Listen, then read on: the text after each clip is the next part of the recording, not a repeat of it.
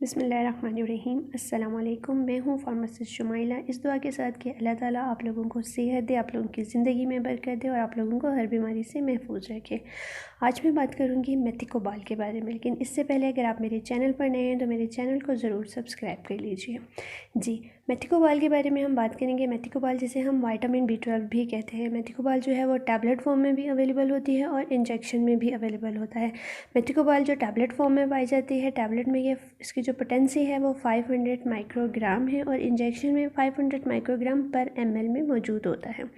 मेथिकोबाल को हम कहाँ कहाँ इस्तेमाल करते हैं? मेथिकोबाल का जो सबसे अहम इस्तेमाल है, इसे हम डायबिटिक न्यूरोपैथी में इस्तेमाल करते हैं। डायबिटिक न्यूरोपैथी क्या है?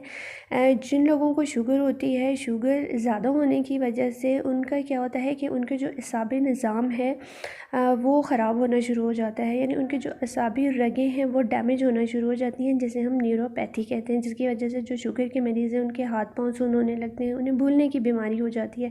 इसके लिए जो है वो मेथिकोबाल जो है वो बहुत अच्छी टैबलेट है। इसके अलावा पर्नीशियस एनीमिया में हम इसको इस्तेमाल करते हैं। पर्नीशियस एनीमिया क्या है कि जिन लोगों को खून की कमी हो जाती है आयरन डेफिशिएंसी की वजह से। अब क्या होता है कि विटामिन B12 जो है वो एज अ कोएंजाइम काम करता है। ये विटामिन B9 जिसे हम फोलेट या आयरन कहते हैं उसके साथ मिलकर खून के सुर्ख खुलिये बनाने में मदद देता है। तो इसको हम पर्नीशियस एनीमिया में भी यूज़ करते हैं। इसके अलावा जिन लोगों की खुराक में विटामिन B12 नहीं होता, यानी जो लोग गोश्त का कम इस्तेमाल करते हैं या वेजिटेरियन होते हैं, उनमें विटामिन B12 की डेफिशिएंसी हो जाती है, जिसे हम माल एब्जॉर्प्शन कहते हैं। उनको भी विटामिन B12 मेथिकोबाल टैबलेट की फॉर्म में दी जाती है। इसके अलावा पोस्ट गैस्ट्रेक्टोमी में भी मेथिकोबाल को इस्तेमाल किया जाता है। पोस्ट गैस्ट्रेक्टोमी क्या होता है कि आपके स्टमक का जो आखिरी हिस्सा है, छोटी आंत के शुरू होने से पहले और स्टमक जहाँ पे ख़त्म होता है वहाँ पे एक पार्ट होता है पाइलोरिक वाल्व, उसको जो है वो सर्जरी करके रिमूव कर दिया जाता है, जिसको हम पोस्ट गैस्ट्रेक्टोमी कहते हैं। जब वो पार्ट रिमूव्ड हो जाता है तो जो हमारी खुराक है वो छोटी आंत में ज़्यादा टाइम तक नहीं रहती, उसकी एब्जॉर्प्शन नहीं होती, जिसकी वजह से और विटामिन B12 या दूसरे बहुत से ऐसे विटामिन हैं जिनकी कमी हो जाती है। तो इसके लिए भी हम मेथिकोबाल को यूज़ करते हैं।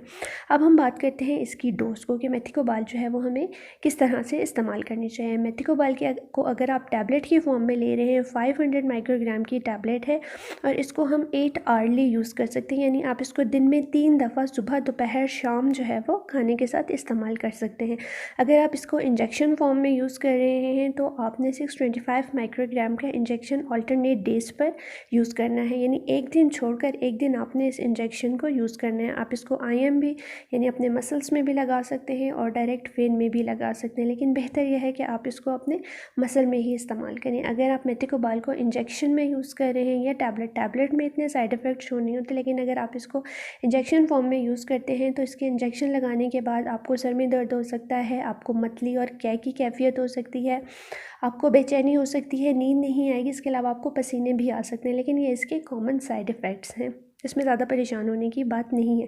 अगर आपकी कंडीशन इससे ज़्यादा सीवियर हो जाती है, आप इससे एलर्जिक हैं और आपको एलर्जिक रिएक्शंस हो जाते हैं, तो आपको फ़ौरन मेथिकोबाल टैबलेट ले रहे हैं या इंजेक्शन ले रहे हैं, आपको स्टॉप कर देना चाहिए और अपने डॉक्टर से कंसल्ट करना चाहिए। अगर आपको मेरी वीडियो पसंद आई है तो मेरी वीडियो को ज़रूर लाइक कीजिएगा।